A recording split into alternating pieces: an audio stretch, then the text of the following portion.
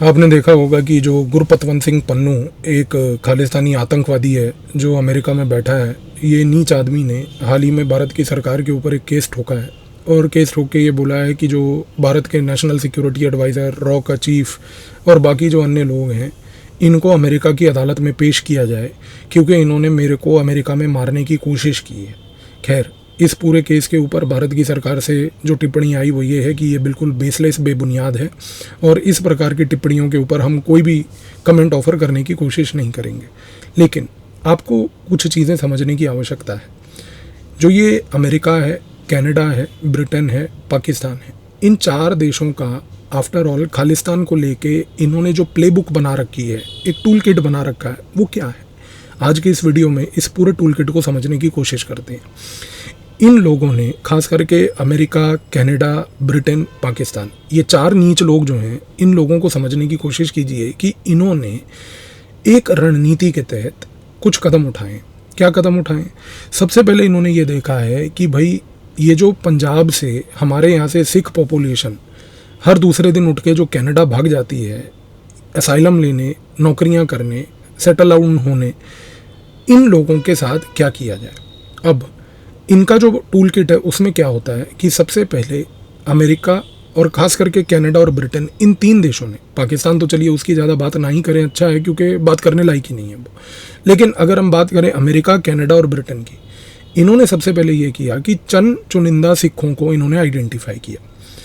इन चुनिंदा सिखों को आइडेंटिफाई करने के बाद इन्होंने एक संगठन बनाया। सबसे पहला संगठन इन्होंने 2007 में रीसेंट टाइम्स में बनाया और उस संगठन का नाम रखा सिख फॉर जस्टिस। उसका लीडरशिप दिया एक व्यक्ति को जिसका नाम है गुरपतवंत सिंह पन्नू। अब हुआ ये है कि ये जितने भी सिखों को मोबिलाइज़ करते हैं कनाडा में, अमेरिका में, ब्रिटेन में, इन चुनिंदा सिखों को मोबिलाइज़ करके गुरपतवंत सिंह पन्नू की लीडरशिप के अंडर ये क्या करते हैं कि उनके थ्रू वोकल प्रोटेस्ट करवाते हैं, ऑनलाइन रेडिकलाइजेशन करवाते हैं, इंस्टाग्राम पे पेजेस बनवाकर प्रो खालिस्तान स्लोगन्स बुलवाते हैं। अच्छा, ये सिर्फ यही नहीं रुकते, इन लोगों को सपोर्ट मिलता है इन देशों की इंटेलिजेंस एजेंसीज़ के थ्रू। ब्रिटिश की MI5, कनाडा की कैनेडियन नेशनल इंटेलिजेंस, अमेरिका की CIA। ये क्या करती हैं कि इन सारे लोगों को पन्नू की लीडरशिप में प्रोटेस्ट करने के लिए इनके प्रोटेस्ट को ऑर्गेनाइज करवाती हैं। सैन फ्रांसिस्को में प्रोटेस्ट हुए, सरी में प्रोटेस्ट हुए, कनाडा में, लंदन में प्रोटेस्ट हुए, इनको प्रोटेस्ट के लिए पैसा देती है। अब क्या होता है, अब आप देखिए कि चुनिंदा लोग, इनको आइडेंटिफाई किया, रेडिकलाइज किया, ब्रेन वॉश किया, इनके थ्रू ऑनलाइन रेडिकलाइजेशन कराई। उन ऑनलाइन रेडिकलाइजेशन के बाद उन मैसेजेस को भारत में, पंजाब में इधर उधर पोर्ट्रे करवाया। इसके साथ साथ दूसरी चीज़ ये है कि कनाडा ने खास करके एक बड़ा महत्वपूर्ण काम ये किया है कि उन्होंने एक संस्था बनाई है, पोएटिक जस्टिस फाउंडेशन। ये पोएटिक जस्टिस फाउंडेशन वहाँ की न्यू डेमोक्रेटिक पार्टी का जो लीडर है जगमीत सिंह जिम्मी, उसके बेसिकली बड़ी क्लोज एक लेडी है जिसका नाम है अनीता लाल, उसके साथ मिलकर ये पोएटिक जस्टिस फाउंडेशन बनाई। अब इन्होंने 2010-11 से एक और काम शुरू ये कर दिया कि पोएटिक जस्टिस फाउंडेशन के थ्रू इन्होंने बेसिकली पंजाब के अंदर पूरी म्यूज़िक इंडस्ट्री को हाईजैक कर लिया। अब देखिए, म्यूज़िक इंडस्ट्री को हाईजैक करना इसलिए आवश्यक है क्योंकि आज की डेट में जिस प्रकार का म्यूज़िक चल रहा है उस म्यूज़िक को कौन सुनता है? ज़्यादातर यूथ सुनते हैं। अब जैसे हमारे यहाँ टुच्चे सिंगर्स हैं, बादशाह जैसे, जो भारी भारी कपड़े पहन के बेवकूफ़ों जैसी आवाज़ में बात करते हैं, उन लोगों के अगर आप गानों को कभी सुने, आपको लगता है कि जो कोई ओरिजिनल पुराना पंजाबी आदमी होगा जो पंजाबी संस्कृति से जुड़ा हुआ है, वो बंदा इस प्रकार के गाने कभी सुनेगा? वो इन प्रकार के गानों पर कभी, मतलब बोलना नहीं चाहिए लेकिन थूकेगा भी नहीं। आप चीज़ को समझिए। अब इन्होंने पोएटिक जस्टिस फाउंडेशन जैसी संस्था बनाकर पूरी म्यूज़िक इंडस्ट्री को हाईजैक कर लिया। अब ये गाने बनाते हैं वायलेंस वाले, ड्रग्स वाले, शोशाबाजी वाले, जिसमें भरपूर वायलेंस, भरपूर ड्रग्स, आर्म्स, एमुनिशन, असला, ये सब चीज़ें दिखाई जाए और फिर इन गानों को पॉपुलराइज कराने में बहुत मदद करते हैं। आप टूल किट समझ रहे हैं? चुनिंदा लोग वो रेडिकलाइजेशन कर रहे हैं ऑनलाइन लेवल पर, इंस्टाग्राम, फेसबुक, टेलीग्राम, इन जगहों पर रेडिकल मैसेजेस भेज रहे हैं। यहाँ पर गानों के थ्रू पंजाब के यूथ को उकसाया जा रहा है। यूथ जो है इस प्रकार के घटिया अजीब प्रकार के गानों के अंदर जो है वो बेसिकली एकदम नशेड़िया टाइप होता जा रहा है। साथ साथ पाकिस्तान को क्या बोल रखा है कि भाई क्योंकि पॉपुलेशन जो है पंजाब की वो अभी भी ट्रॉमा से 1984 के बाहर नहीं आ पाई, और क्योंकि सरकार ने भी कोई कदम नहीं उठाया 84 के दंगों के बाद उस पर्टिकुलर इंसिडेंट का क्लोजर करने के लिए, तो आज की डेट में पॉपुलेशन को ड्रग एडिक्ट बनाओ। तो 1995 से लगभग ये मुहिम चल रही है पाकिस्तान की भी, जब वो ड्रग एडिक्ट बनाया जा रहा है। तो आप देखिए कि जो पूरे पंजाब है उसके अंदर एक बड़ा ज़बरदस्त कॉकटेल बना हुआ है। एक तो ऑनलाइन रेडिकलाइजेशन कैंपेन हो रही है, साथ ही में ऑनलाइन रेडिकलाइजेशन के म्यूज़िक इंडस्ट्री लोगों को उकसा रही है, और तीसरी सबसे बड़ी चीज़ है कि वहाँ पर एक प्रकार का ड्रग इकोनॉमी क्रिएट कर दिया गया है। अब देखिए हो क्या रहा है, अब इस पूरे गेम का मिक्सचर देखिए कि इसका खमियाजा क्या होगा कि जितना भी यूथ जो है जैसे ही वो बड़ा होगा, स्कूल कॉलेज पास आउट करेगा, उसका सबसे पहला उद्देश्य होगा कि वो देश छोड़ के अपना भागे, क्योंकि उसको ये लगता है कि भाई पूरे पंजाब में यदि ड्रग इकोनॉमी फैल रखी है, उसको अगर ये लगता है कि भाई सारे गाने भी वही बातें सुनाते हैं, हमारे मन में वो बार बार रीइंफोर्स भी हो रहा है, और फिर तीसरा वो ये देखेगा कि अपॉर्चुनिटी सारी बाहर है, तो वो बाहर भागने के लिए कोशिश करेगा। अच्छा, अब एक चीज़ और भी है, बहुत सारे लोग पंजाब से खास करके इलीगल तरीके से भी भागने की कोशिश करते हैं। अब भाई काफ़ी सारे लोग तो जितने जाते हैं वो लीगल तरीके से जाते हैं कि भाई आपने कॉलेज में एडमिशन ले लिया या नौकरी के बहाने आप चले गए, लेकिन बहुत सारे लोग इलीगल तरीके से भी जाते हैं। अब जाहिर सी बात है कि यदि आप अमेरिका जाओ या ब्रिटेन जाओ या कनाडा फॉर दैट मैटर जाओ, और यदि आप इलीगल तरीके से जाओगे और इलीगल तरीके से वहाँ पर पकड़े जाओगे तो आपको सज़ा भी होगी, और इलीगल तरीके से किसी दूसरे देश में घुसना एक बहुत बड़ा जुर्म भी होता है। लेकिन अमेरिका ने, कनाडा ने और लंदन ने, इन तीन लोगों ने मिलकर एक रणनीति के तहत ये भी सोचा है कि नहीं, इन सिखों को, इन लोगों को, पंजाबियों को पंजाब से ना इलीगली आने दो। उनको आने इसलिए दो क्योंकि यदि ये लोग यहाँ पर आएंगे फिर हमारे लिए ये बहुत बड़े एसेट बन जाएंगे, क्योंकि यदि ये लोग यहाँ पर आएंगे इलीगल तरीके से तो हम इनको बोलेंगे कि आपने तो बहुत बड़ा जुर्म किया है, अब आपको सज़ा मिलेगी, अब या तो आप सज़ा लीजिए या फिर हमारे लिए काम कीजिए। तो मैंने जो अभी आपको वीडियो के स्टार्टिंग में बोला था कि ये लोग चुनिंदा लोगों को आइडेंटिफाई करते हैं, समझने की कोशिश कीजिए। ये जो चुनिंदा लोग आइडेंटिफाई होते हैं ना ये हरकतें करने के लिए, उसमें से एक बहुत बड़ा वर्ग ये लोगों का है जो इलीगली गए हैं। इलीगली जाकर ये अपने प्रेजेंस को जस्टिफाई करने के लिए अब उन इंटेलिजेंस एजेंसीज़ के बिहाफ पर वहाँ पर ये बैठ के खालिस्तान का नैरेटिव चला रहे हैं। दूसरा, इन लोगों ने एक काम और किया है, कनाडा ने, अमेरिका ने और ख़ास करके ब्रिटेन ने, इन तीनों देशों ने सिखों के जितने भी विदेश लेवल पर गुरुद्वारे हैं उन गुरुद्वारों के अंदर इन्होंने अपना कंट्रोल बनाने की कोशिश की है अपनी इंटेलिजेंस एजेंसीज़ के थ्रू। अब उसमें क्या करा है इन्होंने गुरुद्वारों को आइडेंटिफाई करके, जो गुरुद्वारे के हेड होते हैं उन हेड्स को आइडेंटिफाई करके उन गुरुद्वारों में रेडिकल कैंपेन चलवाने की कोशिश की है। मैं एक उदाहरण देता हूँ, कनाडा में सरी में एक बड़ा महत्वपूर्ण व्यक्ति है, उस व्यक्ति का नाम है प्रवकार सिंह दुलाई। ये जो प्रवकार सिंह दुलाई है, ये व्यक्ति जो है दशमेश साहिब गुरुद्वारा सरी का जो है उसका हेड है, और पिछले कई सालों से ये व्यक्ति जो है दुलाई, ये व्यक्ति दो लोगों को, तलविंदर सिंह परमार जो कि बेसिकली कनिष्का बॉम्बिंग का एक कॉन्विक्ट था, और दूसरा जर्नैल सिंह भिंद्रावाला, इन लोगों को गुरुद्वारे के अंदर ग्लोरीफाई करता है और गुरुद्वारे के अंदर ग्लोरीफाई करके स्पीचें देता है, जिससे कि जो यूथ है जो जा रहा है यहाँ से वो और उकसे। तो अब आप टूल किट समझ रहे हैं कि आप यहाँ पर भी उकसाइए, उनको ले जाकर वहाँ पर भी गुरुद्वारों के थ्रू रेडिकलाइज करवाइए।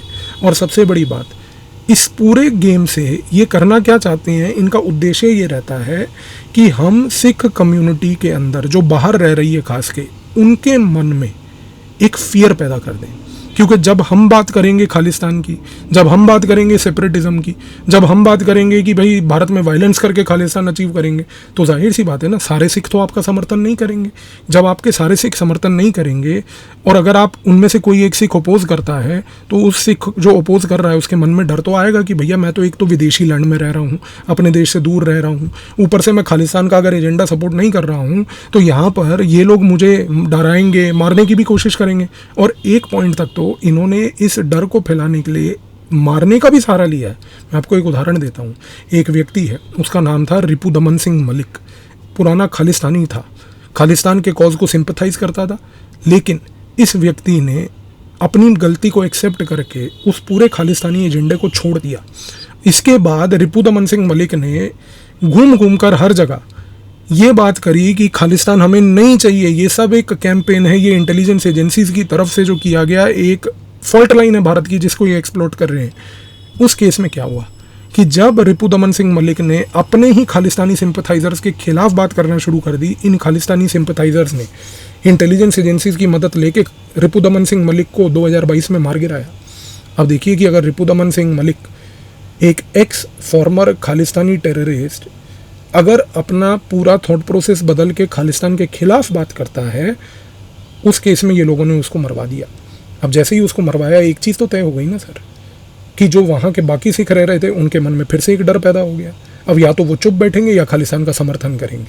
तो टूल किट ये चल रहा है कि आज की डेट में इन लोगों ने खालिस्तान को एक फॉल्ट लाइन बना लिया है। ये इनकरेज कर रहे हैं इलीगल तरीके से माइग्रेशन को, ये इनकरेज कर रहे हैं गुरुद्वारों में रेडिकलाइजेशन को, ये इनकरेज कर रहे हैं ऑनलाइन रेडिकलाइजेशन को, ये इनकरेज कर रहे हैं इस पर्टिकुलर पॉइंट को भी कि कल को जितनी पॉसिबिलिटी हो पाए भारत के अंदर एक नफरत की राजनीति और हिंदू सिख के बीच में एक डिवाइड पैदा हो जाए। लेकिन समस्या क्या है? समस्या यहाँ पर ये है कि पाकिस्तान जो है वो ड्रग इकोनॉमी अलग चला रहा है।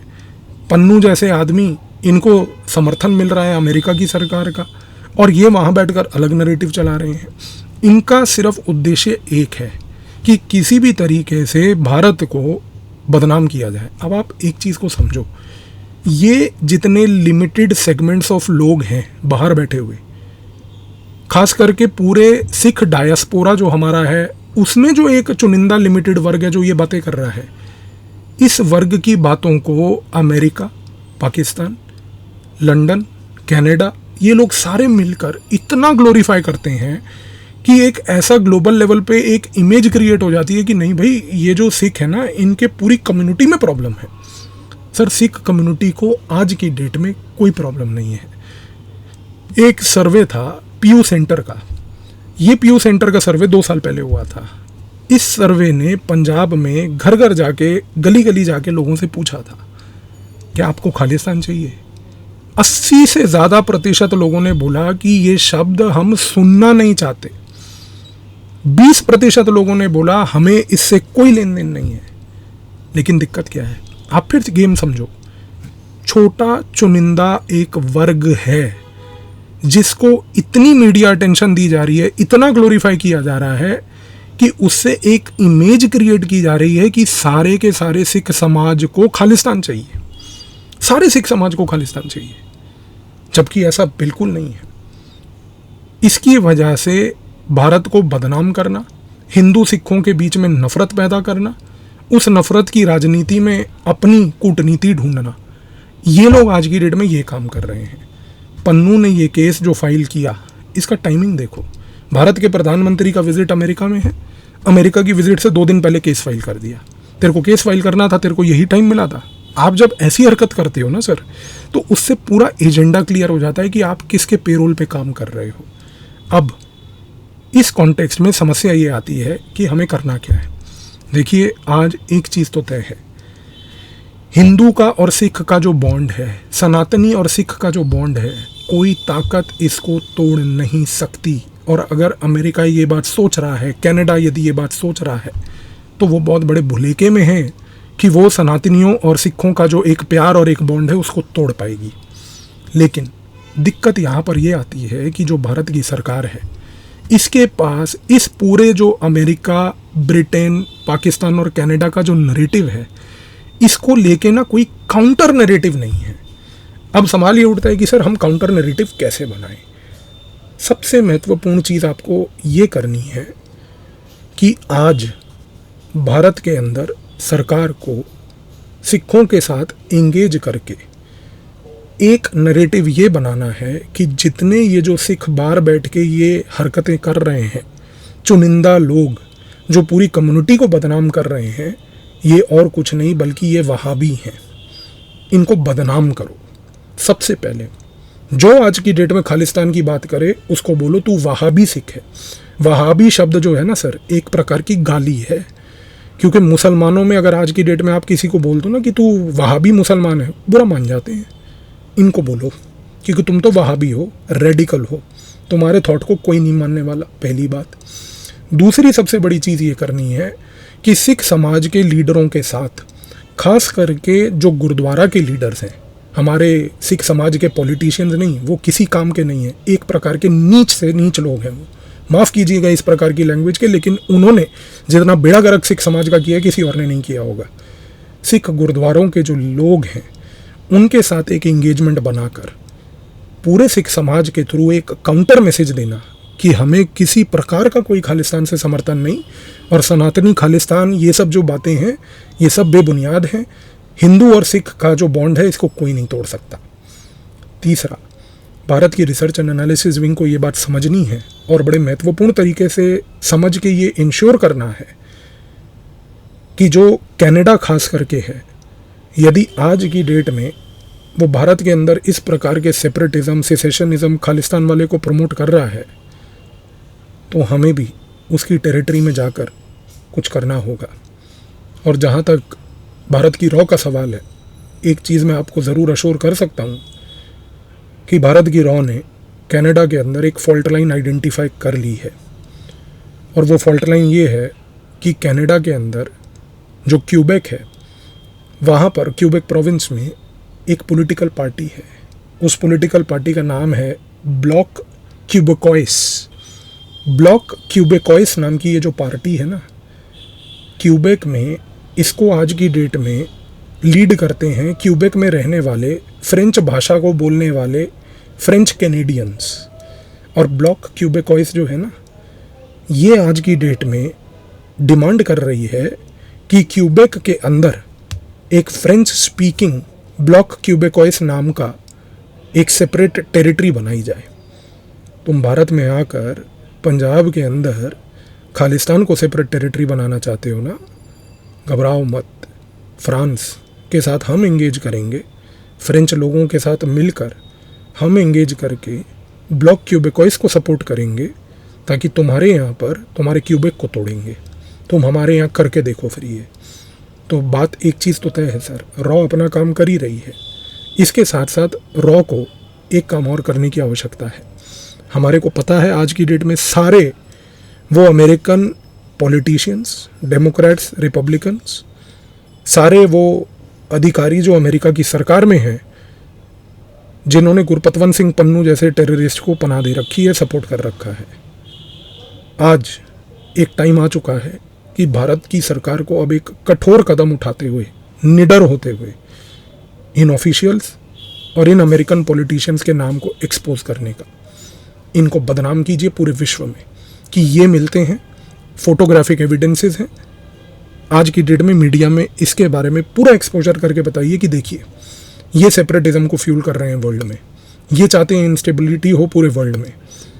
इस प्रकार का अगर भारत एक काउंटर नैरेटिव तैयार कर ले डोमेस्टिक लेवल पर, सिख में, गुरुद्वारों में, सिख समाज के बीच सनातनी सिख बॉन्ड को मजबूत करने के लिए, और बैकएंड पे अगर रॉ ये काम करती रहे, तो कोई पन्नू जितना मर्जी पैदा हो जाए, ये भारत का कुछ नहीं उखाड़ पाएंगे। तो सबसे बड़ी बात ये है अंत में कि ये जो पन्नू के केस का पूरा टाइमिंग था, ये सिर्फ महज भारत की प्रधानमंत्री की विजिट से पहले ये फॉल्ट लाइन को रिवाइव करके एक्सप्लॉइट करने का उद्देश्य था। आई होप आपको अब पूरे खालिस्तान टूल किट और उसका क्या सोल्यूशन है, ये दोनों समझ आ गए होंगे। धन्यवाद।